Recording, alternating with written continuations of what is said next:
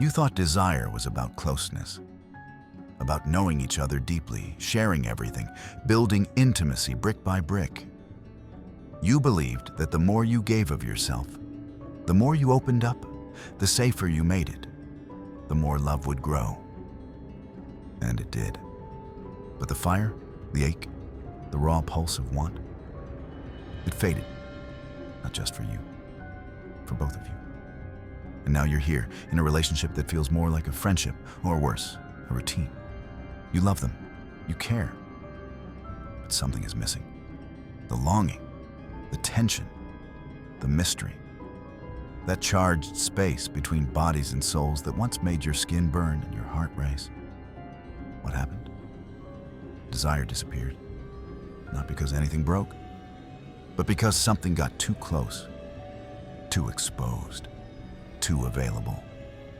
James Hillman said that the soul does not want to possess, it wants to long, to reach, to yearn. Desire is born from the gap between self and other. It breathes in the space where two people are not fully merged, where mystery still exists. But you wanted safety, you wanted comfort, you wanted everything on the table. So you put it all out there. You erased the distance. And with it, you erased the hunger. Esther Perel has said it again and again. Closeness is not the enemy of desire, but overexposure is. We think that love and desire are the same thing, that if we build enough intimacy, we'll get more passion. But love and desire speak different languages. One seeks to hold, the other to reach. The mistake most couples make is thinking that they can collapse all distance and keep the fire alive. But the fire needs air. It needs space. It needs friction. When you're too close, too constant, too intertwined, there's nothing left to reach for. And that kills the erotic charge. Carl Jung spoke of the anima and animus, the inner masculine and feminine images we carry in our unconscious. When we first fall for someone, we project these archetypes onto them. We don't see who they are, we see what they represent to us. A man sees the anima in a woman, mystery, beauty, soul. A woman sees the animus in a man, strength, presence, direction. But over time, as we grow familiar, the projection fades. We stop seeing the archetype and start seeing the habits, the flaws, the ordinariness. And if we haven't done the inner work to keep mystery alive within ourselves, we'll start blaming our partner for what we're no longer feeling. We say, "You changed." But what really changed is the projection collapsed. And now you're looking at a person, not a symbol. And they're looking at you the same way. This isn't bad, it's human. But if you want to keep desire alive, you have to learn how to hold distance. Not emotional distance, but erotic distance. It means letting your partner be a mystery to you, even after years. It means cultivating a life outside of them, a space where they don't fully know you, where your soul stretches beyond the shared routines. For men, this often means reclaiming your depth, your silence, your edge. For women, it may mean allowing space for your own longing, for your independence, for your mythic feminine. Desire fades when the other becomes too known, when every moment is shared, every message answered instantly, every emotion processed in real time. There is no more waiting, no more wondering, no more aching. And without ache, there is no eroticism. To ache is to feel alive. To miss someone, even when they're right next to you, is not dysfunction.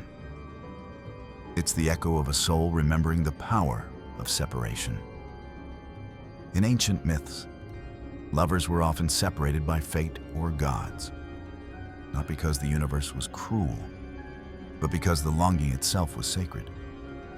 The distance made their love real. We've forgotten this. We try to love without absence, without hunger, without risk. But Eros, the god of desire, does not live in certainty. He lives in the unknown. When you become fully known, you may be loved more deeply, but you may also be desired less fiercely, because what is known is safe, and what is safe rarely stirs the primal heart. This doesn't mean you should play games, or withhold affection, or manipulate your partner into wanting you. It means you must remain connected to something bigger than the relationship, to your own myth, to your own soul, to your own source of erotic energy. James Hillman would say, you must stay connected to longing, not just love. To want something, someone, even when you already have them. That is a spiritual skill. It means not fully consuming the other. It means letting there be silence, a locked door, a private thought, a day apart. Not as rejection, but as reverence. Because distance is not the opposite of love. It is a form of devotion, the part of you that is still yours, still untouchable, still unknown. And when they reach for it, that is when desire returns, not because they need you, but because something in you reminded them of mystery, of longing, of fire. Let that be what you protect, not the routine, not the comfort, but the aching, pulsing, holy space between two souls who refuse to collapse into one. Let distance do its sacred work, not as a wall, but as a flame. Because what keeps desire alive isn't constant nearness. It's the courage to remain just out of reach. Not to withhold love, but to keep sacred the parts of yourself that don't exist to be consumed. Desire lives in the breath between words, in the stillness between touches, in the waiting, the watching, the wondering. Let them reach for you again. Let them find you in silence. Let them chase not your body, but the essence that cannot be possessed. This isn't about distance for distance's sake. It's about remembering that fire doesn't survive in saturation. It survives in tension, in rhythm, in return. So let love hold you close, but let desire dance just beyond your fingertips. There, in that space, you will find it burning still.